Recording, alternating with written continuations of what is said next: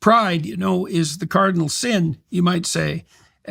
It's pride that is the fundamental characteristic of Lucifer, the usurping spirit. You could think of the Luciferian spirit as the individual or the proclivity of the individual to elevate themselves to the highest possible position. I'll give you an example. When Eve is tempted by the serpent to eat the apple, or the fruit, it's not described as an apple in the Genesis story, but it has become that by tradition, which is relevant to this story. The serpent, who's camouflaged, by the way, like female aggression, tells Eve that if she eats this particular fruit, which means if she consumes it and incorporates it and takes it into herself, becomes it, you might say, that she'll become like God, knowing good and evil. What does that mean? Establishing the moral order. And so Eve eats the fruit offered to her by the serpent so that she can take the place of God and define the moral order. And that's partly why the serpent in the Genesis story becomes associated, as the mythology develops, with Lucifer, the usurping intellect who attempts to take the place of the divine. That's all associated with the idea of pride. Pride is the vice that says, what I want now, I in the most narrow possible way, or what my whims want now should be superordinate to all other concerns. The pride that the evil queen takes in her beauty is the taking to herself of a talent that was given to her by providence, let's say, by taking that to herself as a virtue that confers special privileges and benefits on her as an isolated individual. What would the alternative be? She could be extraordinarily grateful for her beauty and self-effacing and kind and self-sacrificing. That would make her the good queen rather than the evil queen.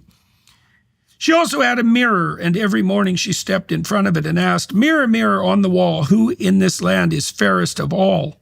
The mirror would answer, "You, my queen, are the fairest of all." Okay, well, what's a mirror? A mirror is a place for self-reflection, but it's also a place of intense self-consciousness, right? When you look in a mirror and you recognize yourself in the mirror, you are self-conscious. In fact, self-recognition in a mirror is a marker used by biologists to determine the presence or absence of self-consciousness in animals. So to look in a mirror is to become self-conscious. Okay, so what's the problem with that? Well, psychologists have known for decades that the experience of self-consciousness is so tightly associated with negative emotion that they're statistically indistinguishable. So when the theorists who created the Big Five personality map, five-dimensional personality map, extroversion, neuroticism, conscientiousness, agreeableness, and openness, which is a creativity dimension, when they first laid out that map, they noticed that their statistical inquiries indicated that being self-conscious was so tightly associated with trait neuroticism, which is the proclivity for anxiety, pain, grief, shame, guilt, frustration, disappointment, and anger, among other negative emotions. It was so tightly associated with negative emotion that it was statistically indistinguishable. So we should note that the queen's pride, in combination with her pronounced proclivity for self-consciousness, is destined to make her miserable, and that the pathway from misery to bitterness, and from bitterness to sadistic, sadistic revenge and envy, that's a very short journey. So, mirror, mirror on the wall, who in this land is fairest of all? The mirror would answer, "You, my queen, are the fairest of all." So she staked her identity on her beauty. She staked her identity on her youth. She staked her identity on her competitiveness, you might say, in the mating and reproduction market. And that's, I suppose, to some degree, that's developmentally appropriate for a very young woman whose primary orientation in the world could well be finding a partner and pursuing the reproductive pathway, having children. Worshipping that and developing pride in it, and then maintaining it past its due date, and then using it to suppress fertility in others, especially your own children, that starts to deviate into the pathological. Look, part of the reason that human beings have the lifespan they have, which basically allows us to be grandparents, is that it's useful for young people who are raising children to have their parents around to pass on some wisdom about how to manage this. But it's also the case that it's inappropriate for grandmothers to compete with their daughters on the sexual attractiveness front if that's done in a manner that undermines and supplants the younger woman. So that's all background for this story. You, my queen, are the fairest of all. And then she knew for certain that there was nobody more beautiful in the entire world. However, little Snow White grew up, and when she was 7 years old, she was so beautiful that her beauty surpassed even that of the queen. And when the queen asked her mirror, "Mirror, mirror on the wall, who is the fairest of them all?" the mirror answered, "You, my queen, may have a beauty quite rare, but little Snow White is 1,000 times more fair."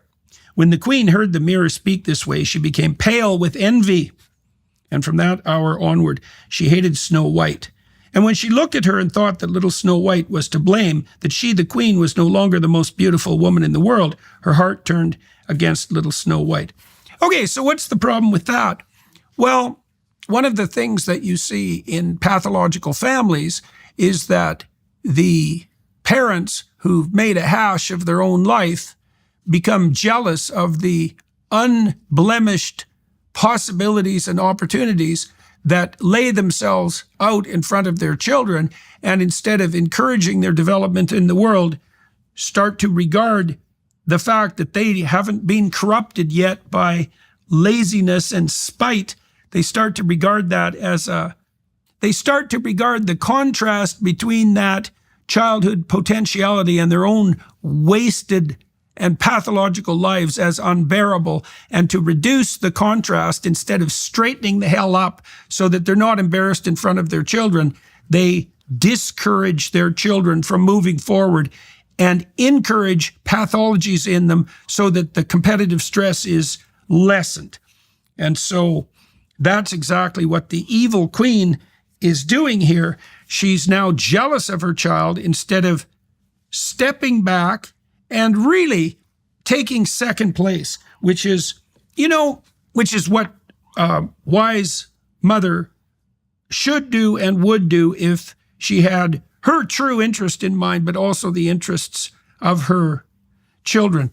One of the tropes in teenage movies is the mom who tries too hard to be cool, let's say, to pretend that she's still young, even to partake in the social hierarchy structuring of her teenage daughters, let's say, instead of stepping back and letting the young women have their moment, just as she had the opportunity, just as the mother had the opportunity to have her moment.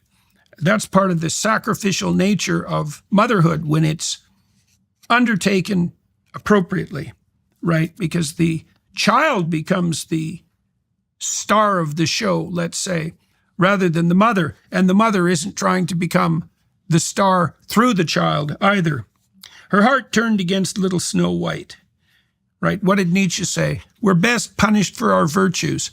If you really want to hurt your child, then you find out what's good about them that's embarrassing